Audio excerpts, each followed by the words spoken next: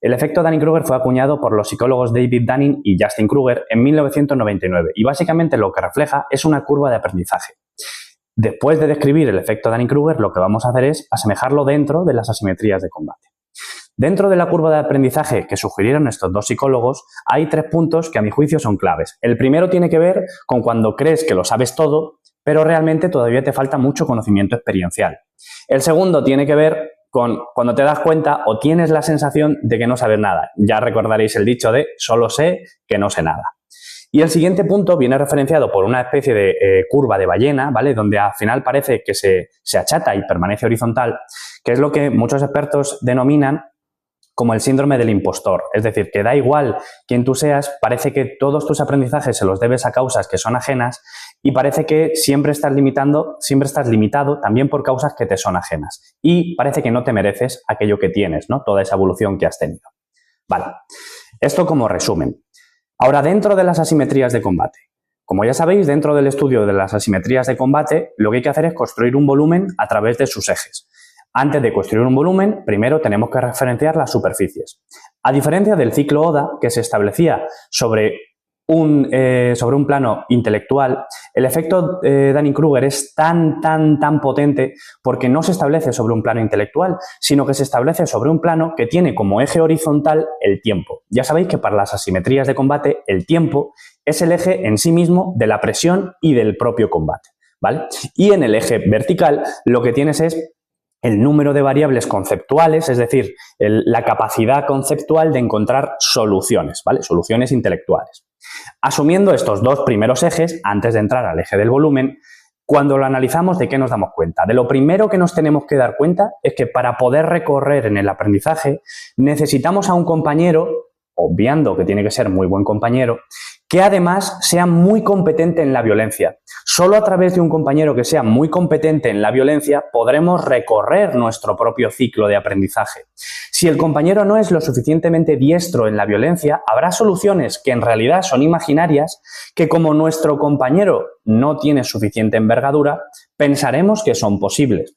Un ejemplo muy sencillo con esto que todo el mundo va a entender. Frente a un cuchillo, ¿qué tenemos que hacer? Ya sabéis, frente a un cuchillo se corre, ¿verdad? Vale. Ahora, esto es cierto si lo que nos encontramos es una persona con un cuchillo a 20 metros que nos mira y hace así. Pues claro, entonces podemos correr. Sin embargo, si lo que nos encontramos es un niño que pertenece a una banda y nosotros no sabemos que está en una banda, que tiene cara de ángel y que se acerca a nosotros para decirnos, disculpe señor, ¿nos puede dar la hora?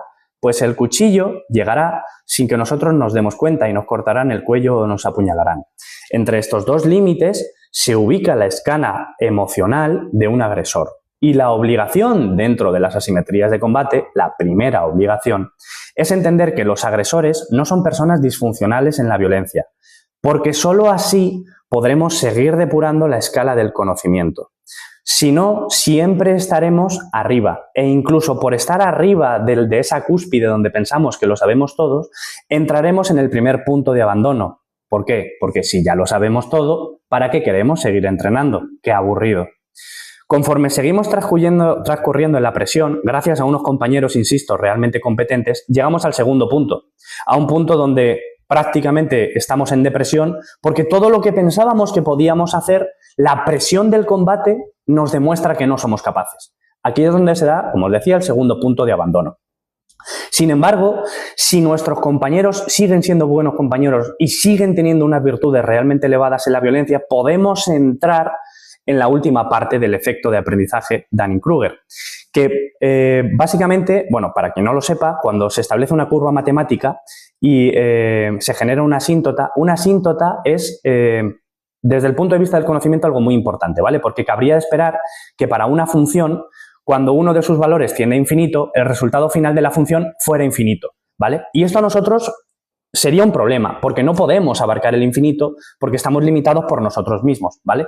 Sin embargo, el efecto Dunning-Kruger nos dice lo contrario. Nos dice que cuando el tiempo tiende a infinito, el número de variables conceptuales que podemos hacer para solucionar un problema es finito y está limitado.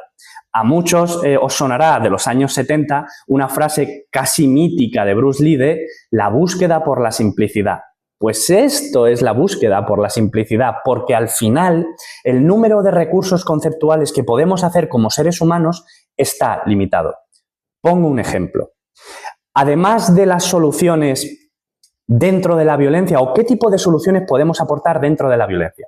Pues el estudio de las distancias, el estudio del timing, cómo se comportan nuestras herramientas propias para golpear, cómo se comportan nuestras herramientas propias para controlar, cómo somos capaces de usar las herramientas que nos son ajenas, pistolas, cuchillos, bastones, ordenadores, etcétera, para golpear y para controlar, cómo somos capaces de entender el entorno donde estamos, ¿no? Cómo funciona ese conocimiento, cómo somos capaces de agrupar las variables, es decir, con cuántas personas cuento en mi equipo, a cuántas personas me estoy enfrentando. ¿Qué tipo de tecnología, fruto del conocimiento, soy capaz de generar? ¿Puedo hacer explosivos? Sí, no. Y no hay tantas preguntas, tantas opciones conceptuales que yo me pueda generar. Luego, las soluciones conceptuales máximas están limitadas y son limitadas. Nuestra obligación como seres humanos es, dentro del estudio de las asimetrías, ojo, tratar de llegar lo antes posible a esa conclusión. Aquí es donde entra el siguiente eje, el que aporta volumen y profundidad a todo, ¿vale? Cuando aplicamos el eje del cuerpo, el eje corporal, nos damos cuenta que lo que teníamos era un plano que se curva en el espacio. Y al llegar al final, a la última etapa, se define lo que a mí me gusta nombrar como el plano de la realidad, que es un plano ilimitado a partir de un punto donde todos estamos referenciados en la violencia. Un plano que si previamente estábamos en el pico de la ignorancia, ni siquiera sabemos que existe, ¿vale? Y por lo tanto ni siquiera podremos empatizar con todo eso. Pero si estamos en ese plano, nuestra obligación, ¿cuál es? Nuestra obligación en la búsqueda por la simplicidad será saber ubicarnos en ese plano infinito. Y para eso solo tenemos una vida. Tu reto como alumno, el reto que todos tenemos como alumnos dentro del estudio de la violencia es, en una única vida, saber ubicarnos en ese plano. ¿Y cuál es el reto como profesor? El reto como profesor es darle profundidad, expandir ese punto a una nueva área, ¿vale? Ese es el reto como profesor. ¿Y cuál es el legado? El legado como ser humano que tendrás dentro del estudio de la violencia es la proyección en el volumen de ejes que rigen la propia violencia.